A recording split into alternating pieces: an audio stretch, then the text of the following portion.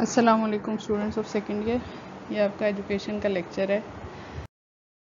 ہم اپنا second chapter پڑھ رہے ہیں جس میں ہم نے اپنا ٹاپک سٹارٹ کیا ہوا ہے تحریک علی گڑھ، ٹھیک ہے۔ اس کا پس منظر ہم پچھلے لیکچر میں پڑھ چکے ہیں۔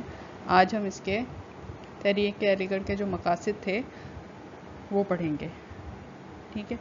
تحریک علی گڑھ کے مقاصد درجہ ذیل ہیں: مسلمانوں اور انگریزوں کے درمیان پائی جانے والی غلط فہمیوں اور اختلافی صورتحال کو ختم کر کے باہمی اعتماد اور خیر سگالی کے جذبات کو فروغ دینا۔ جنگ آزادی کے بعد مسلمانوں اور انگریزوں کے درمیان جو ایک غلط فہمی کی فضا قائم ہو گئی تھی اس کو ختم کر کے جو ہے ان کا باہمی اعتماد کو بحال کیا جائے، ٹھیک ہے۔ نمبر 2 پہ تھا دینی اور دنیاوی تعلیم میں تفریق ختم کرنا اور قومی اور دینی تقاضوں سے ہم آہنگ جدید طرز معاشرت کو اپنانا۔ جو اس وقت کی ضرورت تھی، جو مغربی علوم اور انگریزی زبان سیکھنے کی ضرورت تھی، اس کو سمجھتے ہوئے دین اور دنیا کی تعلیم جو الگ الگ خانوں میں تقسیم ہو گئی تھی اس کو ختم کر کے جو ہے قومی اور دینی تقاضوں کے مطابق تعلیم حاصل کرنا۔ نمبر 3 مسلمانوں کو تعلیم خصوصاً جدید تعلیم کی طرف راغب کرنا اور سرکاری ملازمتوں کے حصول کے قابل بنانا۔ مسلمان جو سرکاری ملازمتوں سے کٹ کے رہ گئے تھے اپنی تعلیم کی کو جو ہے وہ کیونکہ وہ سرکاری تعلیم سے جو ہے حاصل کرنے سے انکار کر چکے تھے، ان کی اس چیز کو جو ہے اس مسئلے کو حل کرنا۔ مسلمانوں کی تعلیمی حالت میں بہتری لا کر ان کو معاشی اور معاشرتی طور پر مستحکم کرنا۔ تعلیم حاصل کر کے مسلمان جو ہے وہ واپس اپنا معاشی اور معاشرتی مقام بحال کر سکتے تھے اور بہتر بنا سکتے تھے۔ مسلمانوں میں توہم پرستی ختم کر کے سائنسی انداز فکر پیدا کرنا اور جدید علوم سے استفادے کے قابل بنانا۔ جو نئے مغربی علوم تھے ان سے فائدہ حاصل کرنے کے قابل بنانا ان کو، اور جو توہم پرستی جو ہے وہ ان میں مسلمانوں میں پیدا ہو گئی تھی کہ اگر ہم نے یہ جدید علوم حاصل کیے تو ہم خدا نخواستہ جو ہے دائرہ اسلام سے خارج ہو جائیں گے، اس خیال کو ان کے ذہنوں سے ختم کرنا۔ مسلمانوں میں عظمت رفتہ کا احساس اجاگر کرنا اور بحیثیت مسلمان قومی اور ملی تشخص کے احساس پیدا کرنا، یعنی ان کو ایک قوم کے طور پر اکٹھا کرنا تاکہ وہ مل کر اپنی تحریک آزادی یا اپنے جداگانہ تشخص کے لیے کوششیں کر سکیں اور اس کو منوا سکیں۔ اسلام کے تصور کو فروغ دینا، روایت اور جدید تعلیم میں ہم آہنگی پیدا کرنا اور اس کا زندگی کے عملی مسائل سے ربط پیدا کرنا۔ اسلام کے جو تصورات ہیں ان کو واضح طور پر باقی مذاہب کے سامنے، باقی جو مذاہب سے تعلق رکھنے والے لوگ ہیں ان کو واضح طور پر ان کو سمجھانا اور جدید تعلیم اور اسلامی تصورات کے درمیان جو ہے توازن قائم کرنا۔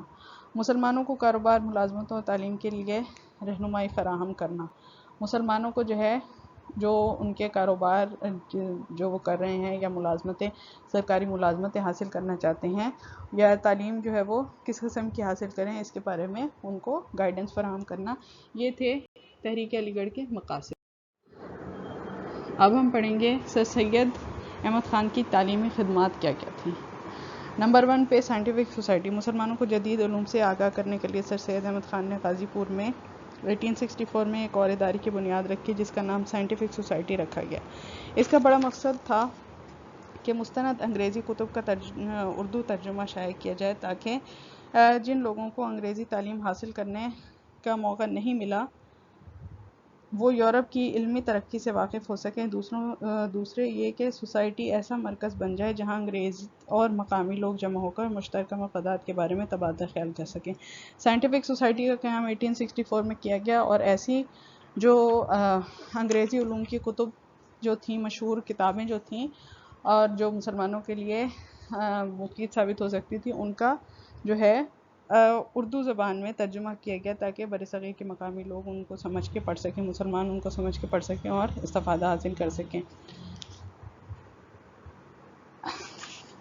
اس سوسائٹی نے چند برس کے عرصے میں بہت سی انگریزی کتب کا ترجمہ شائع کیا جس میں تاریخ، اقتصادیات، زراعت، کیمیا کی کتابیں شامل تھیں۔ ترجمہ اس قدر سلیس اور بامحاورہ تھا کہ پڑھنے والے کو یہ احساس نہیں ہوتا تھا کہ وہ کتاب کا ترجمہ پڑھ رہا ہے۔ سر سید کے تبادلے کے ساتھ سوسائٹی بھی علی گڑھ منتقل ہو گئی جہاں انہوں نے اس کے لیے مستقل عمارت تعمیر کی۔ اس کے اجلاس مہینے میں 2 بار ہوتے تھے جن میں ذی علم لوگ مختلف موضوعات پر بحث کرتے ہیں، مقالے پڑھتے تھے.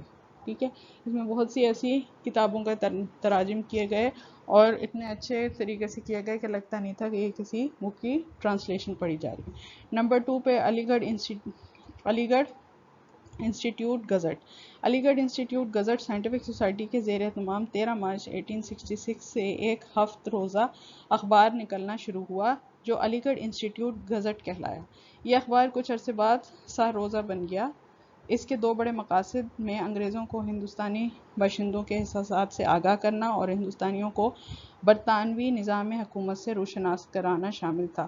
اب یہ ایسا کام تھا جو کہ 1866 میں 13 مارچ 1866 سے سٹارٹ ہوا. یعنی جو پرنٹنگ کا کام ہے، اس کی پرنٹنگ پریس کی جو طاقت ہے اس کو استعمال کرنے کے لیے ایسے اخبارات شائع کیے گئے لوگوں، تاکہ جو مسلمانوں کی بات ہے وہ اس وقت کے جو برطانوی حکمران ہیں ان تک بہتر طور پہ کمیونیکیٹ کی جا سکے. ٹھیک ہے، نیکسٹ پہ ہے علی گڑھ کالج. سر سید احمد خان نے انگلستان کے مختصر قیام کے دوران وہاں کے نظام تعلیم کو بغور مطالعہ کیا. ان کو یہ بات خاص طور پر پسند آئی کہ وہاں طالب علموں کو نہ صرف علم سکھایا جاتا ہے بلکہ مہذب زندگی بسر کرنے کے اصول ذہن نشین کرا کر ان کی کردار سازی بھی کی جاتی ہے. بس سر سید نے فیصلہ کیا کہ اسی طرح پر برصغیر میں مسلمانوں کے لیے اقامتی درسگاہ قائم کی جائے. سر سید جب انگلستان گئے تو وہاں انہوں نے مختلف انسٹیٹیوٹس کا جو ہے وہ دورہ کیا اور یہ بات دیکھی کہ تعلیم کے ساتھ ساتھ وہاں کے جو طالب علم ہیں ان کی تربیت بھی کی جاتی ہے تاکہ آنے والے وقت میں وہ ایک بہترین شہری بن کر ثابت ہو سکیں. اس لیے انہوں نے ایک ادارے کا قیام جو ہے وہ اس کا فیصلہ کیا برصغیر میں. سر سید نے ایک جدید اسلامی درسگاہ کا خاکہ پیش کیا. اس کا نام محمدن اینگلو اورینٹل کالج تجویز کیا گیا. یہ ادارہ 23 مئی 1875 کو علی گڑھ میں ایم اے او ہائی اسکول کی صورت میں قائم ہوا اور 2 برس بعد ہی 1877 میں ایم اے او کالج کے طور پر کام کرنے لگا. علی گڑھ کالج بہت سی خصوصیات کا حامل تھا. اس کی عمارت بہت شاندار تھی جو مشرق اور مغربی فن تعمیر کا حسین امتزاج تھی. طلبہ اور اساتذہ کے درمیان مسلسل رابطہ رہتا تھا. اس کالج کی بدولت مسلمان زندگی کے مختلف شعبوں میں ترقی کرنے لگے. علی گڑھ محض تعلیمی ادارہ نہیں تھا بلکہ ایک عظیم تحریک کا مظہر تھا جس نے مسلمانوں کی زندگی کے سماجی، معاشی، سیاسی، ادبی اور مذہبی پہلوؤں کو براہ راست متاثر کیا. سر سید کی دلی تمنا تھی کہ کالج جلد از جلد ایک خود مختار یونیورسٹی کی شکل اختیار کر لے، مگر حکومت اس راہ میں مزاحمت تھی. 1894 میں سر سید نے فرمایا، دوستو ہماری تعلیم اس وقت مکمل ہوگی جب یہ تعلیم خود ہمارے ہاتھ میں ہوگی. یونیورسٹیوں کی غلامی سے نجات ملے گی. آپ اپنی تعلیم کے مالک ہوں گے. فلسفہ ہمارے دائیں ہاتھ میں ہوگا اور نیچرل سائنس بائیں ہاتھ میں، اور لا الہ الا اللہ کا تاج سر پہ ہوگا. سر سید احمد خان نے جو ہے وہ ایک ایسا ادارہ قائم کیا جو مسلمانوں کو جدید تعلیم سے جس نے روشناس کرایا اور ساتھ ساتھ ان کی تربیت بھی جو ہے وہ ایک بہترین مسلمان اور ایک بہترین انسان کے طور پہ کی جو آنے والے وقت کی مسلمانوں کی ضرورت تھی.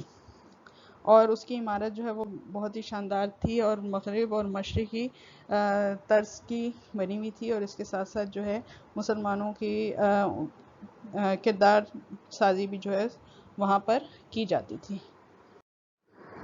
نیکسٹ ہے تعلیمی کمیٹی. انگلستان سے واپسی کے بعد سر سید نے رسالہ تہذیب الاخلاق جاری کیا تاکہ مسلمانوں کو تعصبات کے خول سے نکالا جائے. انہوں نے دسمبر 1970 میں مسلمانوں کی تعلیمی ترقی کے لیے بنارس میں ایک تعلیمی کمیٹی قائم کی جس نے برصغیر کے مسلم مفکرین اور ماہر تعلیم کو تعلیمی مسائل لکھنے کی دعوت دی.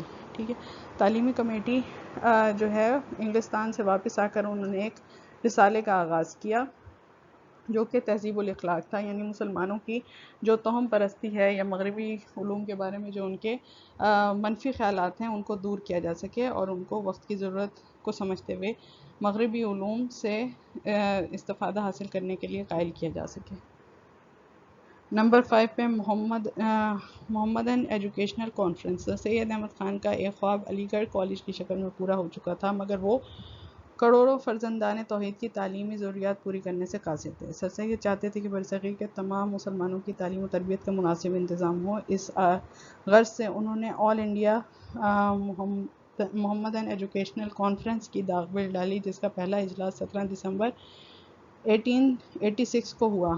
محمدن ایجوکیشنل کانفرنس خلاصت خالصتاً ایک غیر سیاسی تنظیم تھی، لیکن مسلم لیگ کے قیام تک اس نے مسلمانوں کو سیاسی اور غیر سیاسی میدانوں میں رہنمائی فراہم کی۔ دسمبر 1906 میں مسلم لیگ نے اسی کی کوکھ سے جنم لیا۔ محمدن ایجوکیشنل کانفرنس وہ تھی جو کہ مسلمانوں کو اس وقت کے ان کے جو تعلیمی اور سیاسی تقاضے تھے، اس سے تعلیمی اور معاشرتی تقاضے تھے، اس سے آگاہ کرتی تھی، اور یہ کسی قسم کا اس میں پولیٹیکل انفلوئنس یا سیاسی اثر و رسوخ اس کانفرنس میں شامل نہیں تھا یا اس کا حصہ نہیں تھا۔ لیکن آگے جا کے 1906 میں مسلم لیگ جو ہے اسی کی کو قائم کرنے کی یہی کانفرنس یا اسی کے اجلاس جو ہیں وہ بنیاد بنے۔ ٹھیک ہے، یہ ہو گیا آپ کا آج کا لیکچر کمپلیٹ۔ اس کو اچھی طرح سے آپ نے پڑھ کے سمجھ کے جو ہے وہ یاد کر لینا۔ اوکے جی۔